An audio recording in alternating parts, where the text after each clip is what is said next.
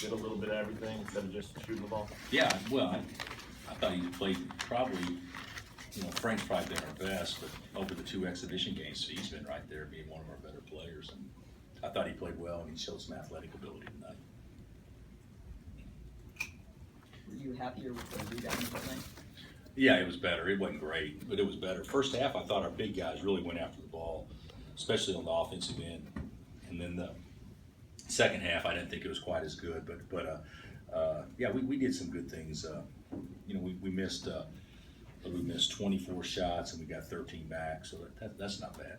You had a 56-16 advantage in the paint. How big was Udoka to helping that out and staying out of foul trouble in the second half? Yeah, to me, when I think about scoring points in the paint, I think about throwing to somebody and having them score. The way that we scored tonight, still, I don't know if they're real points because they were easy baskets. I mean, you got against good teams comparable size. They're not going to give you those, so you got to be able to score with a guy behind you a lot of times. But I did think our big guys were obviously better, and Udoka is really one of the better lob catchers around. I mean, he's good at that. How important is it to have a guy who's as big and as physical as him to start the season, but not only it's going to be able to help you guys down the road too? Well, I think potentially it's real important. He's someone that not very many people can match. I mean, as far as a big body and athleticism. So, if he can, continue to get better, hopefully by conference season or midway through conference season, I mean, he could be really a good player. Because right now he's so green and raw. But I think that he could really be a good player. But we shouldn't be giddy about catching lobs. Because in reality, when you get in a league play or the next week that we play, those type of plays aren't going to be available to you near as much. You're going to have to earn your points, but he's getting better at that too. What went into the decision to start Legero over Carlton, and what was your thoughts on that? Just try something different. Carlton struggled, so he's struggled, and Legerald's been probably as good a performer as we've had, and be real candid, I wanted to practice playing small because we know in the next 2 games they play 3 men at the 4. So that's going to be a lineup that we play a lot regardless of who the 5-man is. So that was the primary reason. Bill, what's something that stood out for Emporia State that you saw? Well, they had a rough go a couple of nights ago. I think they had bad travel, and I think the bus got lost twice getting to Fayetteville. It's not that hard to get to Fayetteville, I don't think, from Emporia. But apparently it was difficult for their bus driver. So, I mean, they got there right before tip-off, didn't they? Isn't that true? Yeah, so, like an hour and 20. So I mean, they were probably a little bit out of kilter. But I thought they played really well early. I mean, and they shot the heck out of the ball. So, but our size and stuff kind of wore on them after overtime. If you're facing a team with a really good post player and Landon needs a blow or gets in foul trouble, who at this early stage would be the guy you trust the most guarding a really good post player? Probably Udoka, because he could play behind and hopefully wall up. Carlton's got to get where he can do that. Carlton's really a good player. He's just in a funk, but he'll snap out of that. But I do think that Udoka, as much as anybody.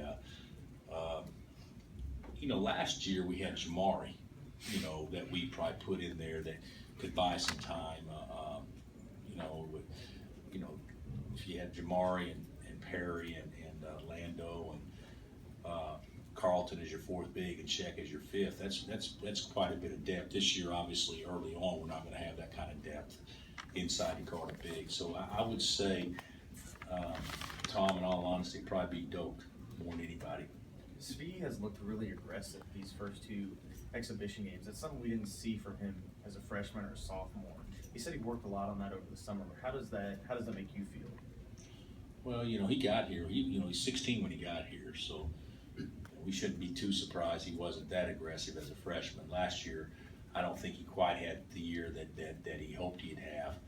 But this year, I think he knows it needs to be his year. So you know, even though he's a veteran, he's a junior, he just turned 19, so he's still a pretty young dude. Bill, you spoke to Jamari and having that reliability, the security blanket last year. I guess, how different is it for a coach having three big guys on the bench that you have to bring in that maybe don't have that experience, don't really know exactly what you guys are doing yet? Well, we don't know real well what we're doing yet, but I think a lot of people would like to have our problems. So I'm not going to complain. I mean, so you know, Mitch isn't quite ready yet, and Dwight's not healthy yet, and not explosive. So, you know, there's three guys. We're going to have to throw Doak to the fire, but the reality of it is we could play four guards a lot too. So, but it is nice. You take that for granted. We've always been blessed to be a program that could run four bigs out there, and foul trouble wasn't an issue and that kind of stuff. And that's not going to be the case this year.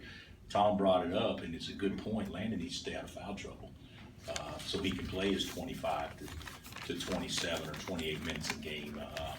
You know, he doesn't have to play 32, but if you even watched our team last year, when we got good, Landon was playing 25 to 30 a game down the stretch, and so he's got to be able to do that for us. When you talk about playing small, were you glad you got to look at Josh and Svi out there with Frank and Devontae on the bench?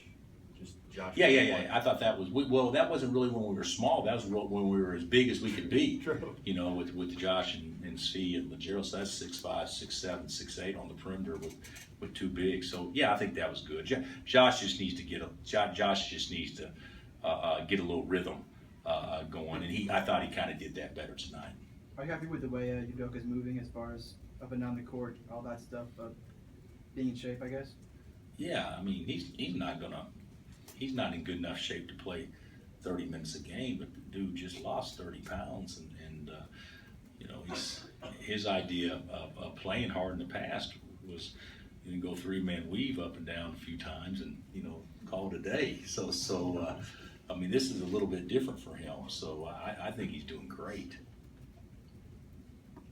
You like to see that response. I mean, you challenged them a little to hit the boards, and right away tonight they were after the glass. Yeah, we went after the ball, especially on the offensive end.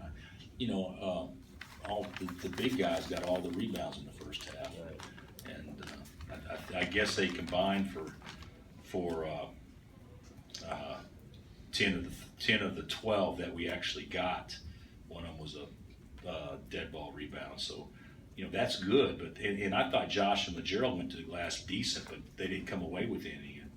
And you know, you miss 24 shots, you get 13 back though. That's a pretty good percentage regardless who you're playing.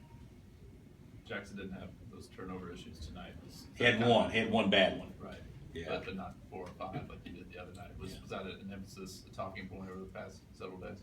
Well, the thing about Josh, he gets himself in trouble, in my opinion, when he dances with the ball too much, and he needs to be, and everybody, you know, there's only really two guys on our team that have the freedom, in my opinion, to dance with the ball, and that would be Frank and Devontae.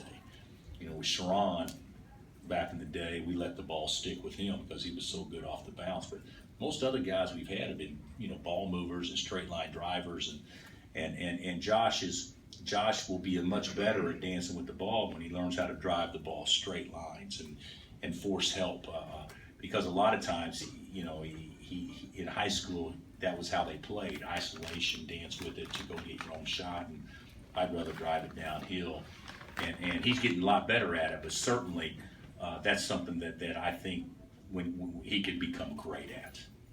Frank and Devontae seem, since they've been playing together the last 3 years, to be in unison when they're on the court. How much easier does that make your offense to run? Well, there wasn't a lot of you know, we haven't run anything in the first two games, but it makes it a lot easier when you have two cats out there that know where the other one is at all times. There's no question. It'd be the same thing with in football is taking away your best receiver. You know, your star quarterback, you take away your best receiver or your great receiver and you put into backup, your numbers aren't going to be the same. And certainly it's the same way with those two. Those two are good individually, but they're much better together. Did you